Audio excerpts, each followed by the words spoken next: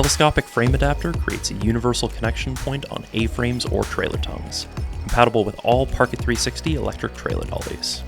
It comes in two sizes, 6 to 8 inches for larger frames and 3 to 6 inches for smaller ones, with the same installation process for both. Select the hole spacing that best fits your trailer frame. Insert the bolts through the top set of holes closest to the top of the trailer frame and the bottom set of holes, making sure the D-pin remains at the bottom. Align the backing plate with the front plate. Then slide the bolts through the matching holes and secure them by tightening the nuts. Position your force dolly under the adapter. Insert the pipe into the telescopic, lower it into the dolly's receiver tube, then raise it to the nearest pinhole and secure it with the D-pin. Once the jack post is raised, you're ready to park.